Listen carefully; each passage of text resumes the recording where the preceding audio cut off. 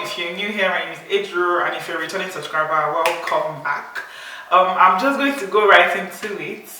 If you haven't subscribed yet, please click on the subscribe button, and while you're down there, click on the notification bell so you can get notified when I post a new video. And then if you find this video helpful, like it, please, and thank you.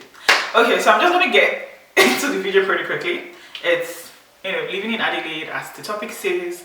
And to be honest, I think after I posted my previous video, I got a lot of Ejiro. Do you mean that Adelaide is not a good place to live in compared to Sydney?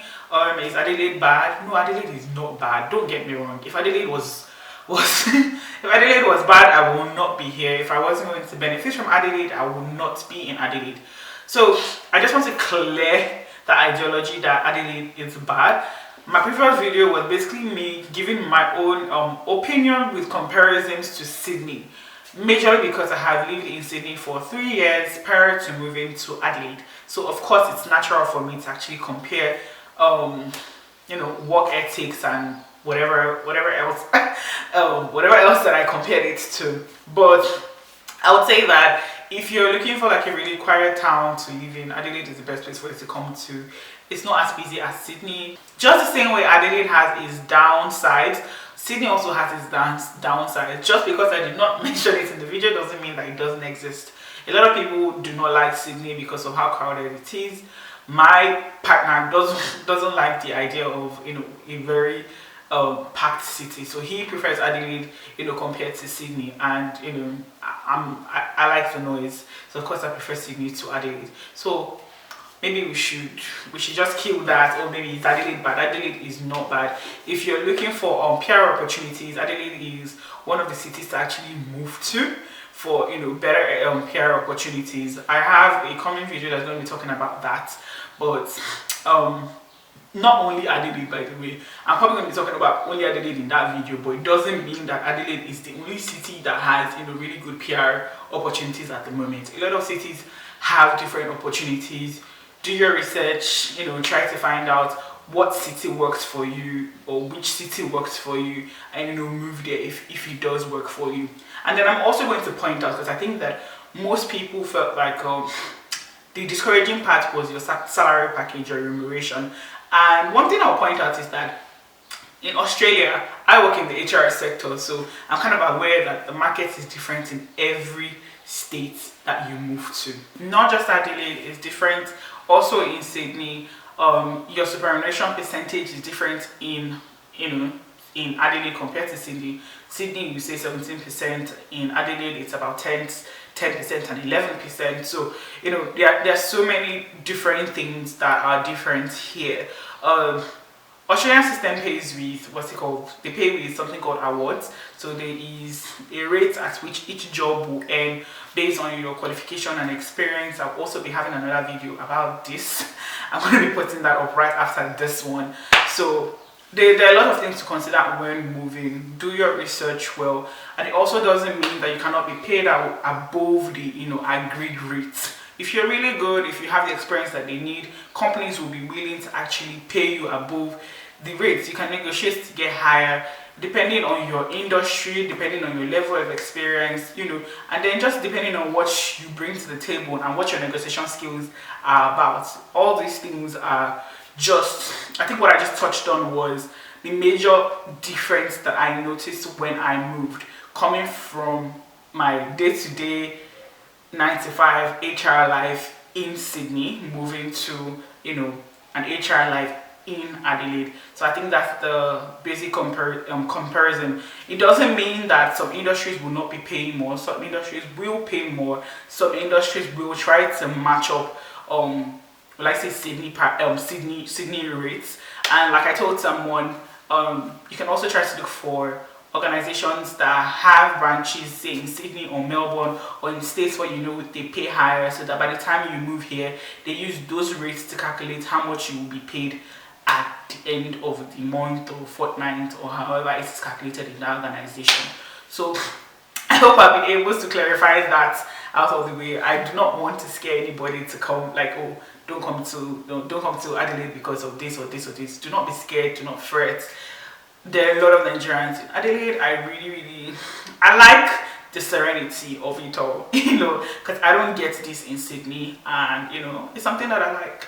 And living in Adelaide will just kind of bring you closer to, I think, the community, because I would always say that every time I go out, I know that if I'm going to go to the mall or anywhere, I'm probably going to find about 2 or 3 Nigerians, or at least 3 or 4 Africans somewhere, and over one, you know, that's like minimum, which is really good because you want to kind of see representation everywhere that you go to, and it kind of makes me feel a bit welcomed, or a bit like, you know, at home. If I would use a language, I'll use it loosely. It just makes me feel like, you know, okay, maybe I can get used to it, you know, of which I am getting used to it. So yeah, I just came to remove every thought of, oh my god, is she trying to discourage us to not, no, I'm not trying to discourage anybody. I was just pointing out my own observation of living in Adelaide, and I would say that living here has been pretty much different. Like I said in my previous video, I was talking about how their work ethics is pretty slow, and to be honest, you kind of get used to that because you can't be the only fast one in the organization. If you get an organization and everybody's pretty relaxed about things, you're going to get relaxed about things. And I think a large part of that has to do with, you know, the type of technology that is being used, or time management skills, and, you know, different things, or just work culture. A lot of the organizations here are, I don't want to say outdated, but they are pretty old. So there are companies that have been here for ages, or have been here for a couple of years, and haven't progressed into, you know, the whole new modernized work environment. So you kind of, when you get into an organization, you will actually see that they are working, you know, I don't want to say 2 steps behind, but they're going to be working in a different way that you'd be used to. I'm going to use myself as an example. I moved from Sydney, where I was working in, you know, a fairly big organization. I was working HR there, and we had a lot of systems that we were using. And then I moved to Adelaide, and one of the first jobs that I was working at, there was no, what's it called? There was no, not that there wasn't any system. They had their own systems, but their systems were a bit, you know, less progressive. So it was systems that they have already been updated on, but, you know, they haven't updated. So there were so many things, like we had to print out a lot of papers. Meanwhile, my previous organization in Sydney, we did not even deal with any paper.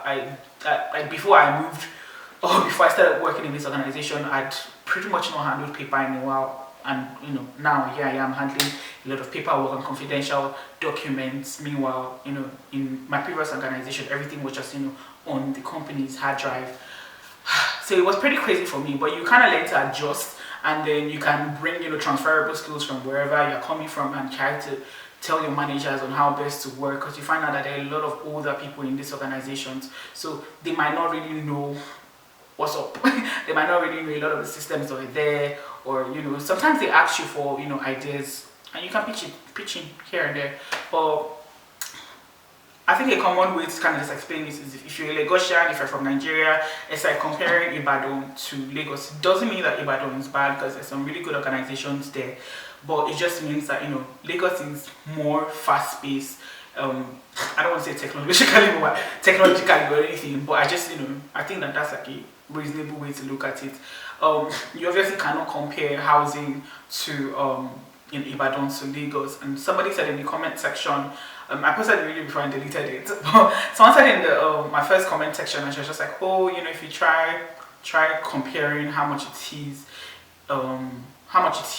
to get a house in Sydney compared to what's it called to Adelaide, you see the difference. And I was telling her that, you know, it's very good. It is still, if you're buying a house, because if you're buying a house, you're going to get the price of, say, a 1-bedroom for the price of a 3-bedroom, if you're looking at it like that. And trust me, I have looked at the real estate market in Sydney, and I've noticed that in Sydney, the price of it's not even a house, a 3-bedroom apartment in, you know, I don't want to say highbrow, but a sought after area, compared to here, is almost about $300,000 difference. And you get where I'm coming from right now. It just means that it's easier to buy a house, but like, how many people can actually buy a house right now without, you know, the PR and what else and what's not. But In order to not make this video too long, I hope that you understand that living in Adelaide is not bad. It's not, it's not that you're going to be earning, so little money, but you just have to understand that the dynamics here is a bit different than wherever you're coming from. So if you made it to the end of this video, thank you so much. See you in my next one. Bye.